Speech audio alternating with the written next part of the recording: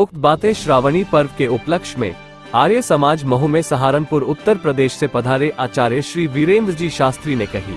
आपने आगे कहा, महर्षि दयानंद सरस्वती जी के समय देश में बड़ा अंधकार था। जात पात, छुआछूत, पाखंड, अंधविश्वास एवं विभिन्न मत मतांतरों के कारण देश की दशा ठीक नहीं थी। ऋषि दयानंद ने नारी शिक्षा और विधवा विवाह के प्रबल समर्थक थे। आपने जात पात, अंधविश्वास व पाखंड के विरुद्ध शास्त्रार्थ करके भारतीय जनमानस को गर्त से निकला। स्वामी दयानंद सरस्वती ने बताया, हमारा एक ईश्वर है, हमारा एक धर्म है, सत्य सनातन वैदिक धर्म। वेद मानव मात्र के उद्धारक है, हमारी संस्कृति वैदिक है। कार्यक्रम के प्रारंभ में श्री दिलीप आर्य, सुश्री सुनीति शर्मा ने सुंदर भजनों की प्रस्तुति दी। तबले पर संगत की रुद्र आर्य ने। कार्यक्रम का संचालन आर्य समाज के मंत्री श्रीधर गोस्वामी ने किया। आभार श्री प्रकाश जी आर्य ने माना। प्रारंभ में आचार्य वीरेंद्र जी शास्त्री व आचार्य विश्वामित्र जी का स्वागत सर्वश्री पवार, आर्य राधेश्याम बियानी, अश्विनी शर्मा और आर्य रामलाल प्रजापति ने किया। कार्यक्रम में नगर के प्रबुद्ध जनों के अलावा महू, राव व कोदरिया आर्य समाजों के पदाधिकारी सपरिवार उपस्थित रहे।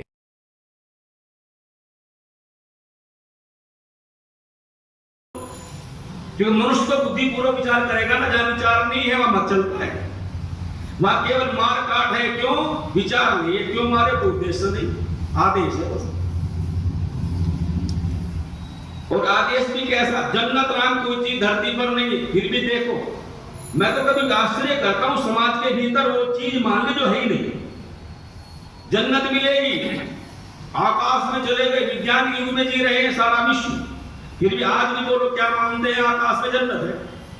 जन्नत में हो रहे हैं तो नदियां शहद की घी की भरी हुई है, दूध की नदियां हैं, और यदि कत्ल करोगे तो मिलेगा। बात तो बुद्धिमान व्यक्ति बड़ा कल्पना कर सकता है, ऐसी बोलो मुझे। जहां बुद्धि लगाओगे मतवादी नहीं रहोगे। पर धर्म है जो बुद्धि से चलता है। धर्म का अर्थ है स्वभाव। जैसे उनके चरित्र के कारण, उनके व्यवहार के कारण है।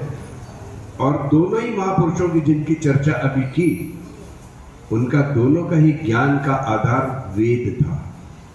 दुर्भाग्य है इस देश का, चीन के एक प्रोफेसर नेतुआ हुए हैं, उन्होंने लिखा कि वेद जिसके बिना ये जीवन का कोई मूल्य ही नहीं है। लेकिन दुर्भाग्य है इस भारत देश का कि जहां पर इस वेद का उद्गम हुआ, वो लोग भी अभी तक इस वेद के महत्व को नहीं समझ सके हैं। जिस मैक्स मुलर की चर्चा आप कर रहे थे, मैक्स मुलर इस देश का नहीं था, हिंदू भी नहीं था, ईसाई था।